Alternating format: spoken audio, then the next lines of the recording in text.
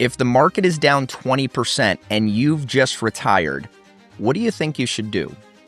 Last year, I worked with a client, we'll call him Richard, that found himself in that exact position. Richard had worked for the same company for 30 years. He had done an incredible job saving for retirement.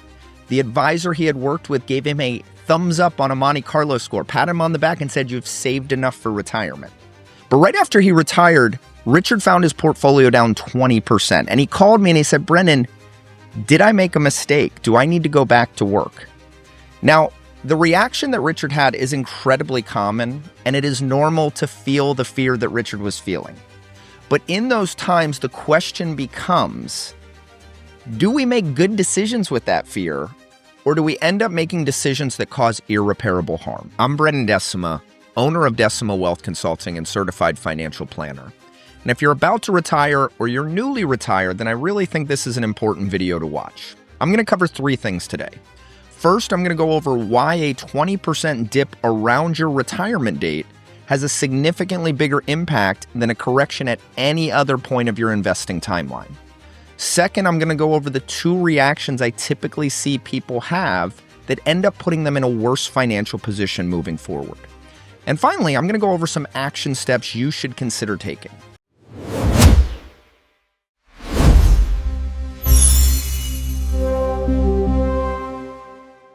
Now, this concept, I think, is really difficult to grasp unless you've lived and experienced it. But let's say you go through a major market dip at 45.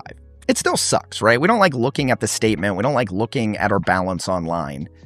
But a dip at 45 is a fantastic opportunity, right? Because the market is down. You don't need the money, and most people are contributing. They're buying more shares at a discount, which allows them to recover quicker and grow more wealth over the long run. But at retirement, this situation changes completely because we're no longer contributing. We're actually taking money out. So if you've got $1 million at retirement, market, same 20% decline, you're down $800,000. Most people aren't buying at a discount. They're actually selling because they need to pay the bills. So they take out $40,000, account is down to $760,000. Now, this math gets a little bit wonky because the market's down 20, but you need to make more than 20% just to get back to even. You need to make $240,000, but you only have $760,000 now. So you have less shares for the recovery, and you now need to earn 31.5% to get back to even. So for anyone that's gone through this, they'll tell you how painful of a cycle this is and how difficult of a cycle it is to get out of. And this is quicksand, right? Market pulls you down, you want to get out, but your withdrawal pulls you down even deeper. So Richard was not wrong to be very concerned and wonder if he should go back to work. But having a framework to navigate this is really what Richard needed to understand. Now, by the way, everything that I am covering, I also cover in my book, The Summit and Beyond. So if you're looking for a full framework for your retirement income plan, the link for the book is in the description. Now, typically I see two reactions when we see that major market dip. Now, reaction one is to sell and get out. So market's down, someone decides to sell, they move to the sideline, they put it all in CDs, cash, bonds, and they decide to wait it out. Now, I completely get that impulse, the impulse to want to stop the bleeding. And in the short term, that decision can feel really comfortable. But the challenge with that is we now need to decide when to get back in. And in my experience, most people, when it feels good to get back in, that means the market has already recovered. And they've missed that recovery because they were sitting on the sidelines. So we need to get that decision right twice. Now, back in 2020, I worked with a client. He had just retired with $8 million, very aggressive investor his whole career. And when COVID happened, he lost 30% right after he retired. He was down about $2.5 million, and he wanted to stop the bleeding. He called me. He said, "Hey, I can't do this anymore." Pulled everything out of the market during COVID. And at the time, 5-year CD rates were paying about 1.5%. He moved everything into a 5-year CD and said, "Hey, I can just sleep at night with this." Now, I don't know where he's at today, but 1.5% for 5 years, he may still be $2 million behind where he was when he retired. So even though in the short term that gave him peace of mind, it really set him back significantly in the long run. And as we all know, as painful and as crazy as the COVID correction was, couple months later, market was even and ahead, right? It was a very painful but very quick recovery, right?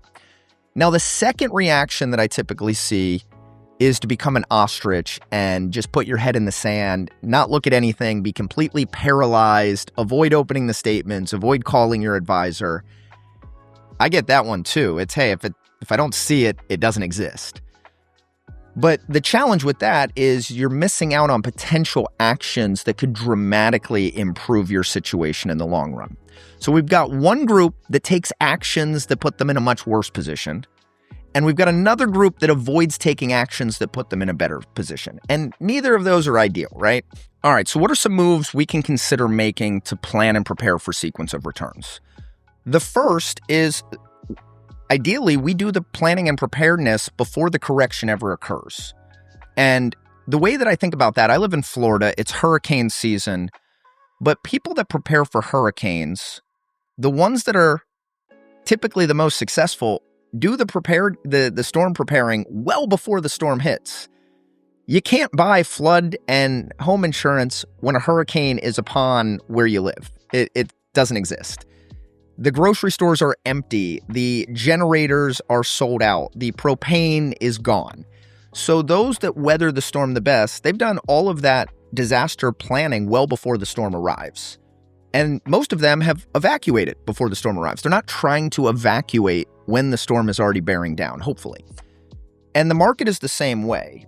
If you are leading up to retirement, it is really critical to think about your own disaster preparedness and add that protection bucket. And the way that we do that with our retirement income planning is we really focus on what is the amount of income we're going to need to cover our lifestyle and maintain our quality of life. And we need to have that buffer that allows us to weather the storm, where if the market drops, we're never selling the market at a loss. We have that protection bucket that we can lean on to allow our investments to recover. So the first and best thing to do is to add protection before the storm ever arrives. The second thing we want to do is look at it as a tax opportunity. So let's say the market is down. What can we do then? So first and foremost, we want to think about, is there conversion room in our tax bracket to do a Roth conversion? And the reason that that is so powerful during a market correction is if your balance is down, you can now convert at lower balances. It's a lower tax impact. But when you recover, you're now recovering tax-free instead of tax-deferred. That's incredibly powerful. And if you have a brokerage account, we want to consider tax loss harvesting. Now, tax loss harvesting is selling an investment at a loss in your brokerage account, but instead of waiting on the sideline, it's buying another investment immediately to recover, but we have that loss as a coupon to offset future capital gains in the future. And tax coupons are incredibly valuable for down the road. And the final thing that we want to do is call our advisor and evaluate the holdings we have and make sure they are still the best fit for the recovery. And what I mean by that is just because you take a taxi to dinner, it doesn't mean you need to take the same taxi to get home. We just need to get home. So the investments you had before the correction may not be the optimal investments after the correction. And let me give you a really good example of that. If you're heading into the tech bubble burst and all you hold is technology, well, some of those companies are still down today, 26 years later. So we may want to look at what companies are going to recover the best after that tech bubble burst, and it may not have been tech. Banking crisis. Bank of America and Citigroup were both top 5 companies in the S&P in 2007. Well, recovering from the financial crisis with banking stocks might not have been the quickest way to recover. So we may have wanted to look at what is the right investment for where we are in the economic cycle. And that's something you can do on your own or lean on a competent advisor to do for you. So really 3 things that we want to do. We want to prepare in advance, we want to look at it as a tax opportunity, and we want to evaluate our holdings to make sure they're the best and optimal solution for that recovery. If there's one takeaway from this video, it's to have the conversation before the disaster ever occurs. When the markets are falling, emotions are really high and clarity is typically very low. It's very easy to make an irrational and emotional decision. the best plans are the ones that are put in place before the situation occurs. So if you think about mountain climbers, it's not always the strongest or the fastest climber that is successful with the summit and the return. It's the climber that has thought through all of the contingency planning. Climbers can't control when an avalanche occurs. They can't control when a storm arrives. But they can think about what is the plan if a disaster strikes, and they think about that disaster well before it ever occurs. So when it does occur, they're prepared to navigate it calmly and successfully. Retirement works exactly the same way. The best plans are put in place well before that correction occurs. We want to know exactly where our income should come from, and that is much more than a Monte Carlo score that's green. A Monte Carlo score is not prescriptive. It is diagnostic. It is not a plan. It is a pat on the back. So before you retire, you should be able to say exactly, where is my income going to come from in year one? If the market declines, exactly how exposed am I? And is that something I can sleep at night with if I no longer have a paycheck coming in? Do I have enough income to pay the bills and maintain my quality of life, regardless of if the market is up, down, or sideways?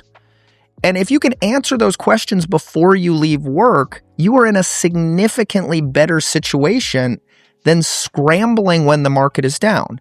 Now, Richard, fortunately, he had saved enough and he was able to go back to enjoying retirement.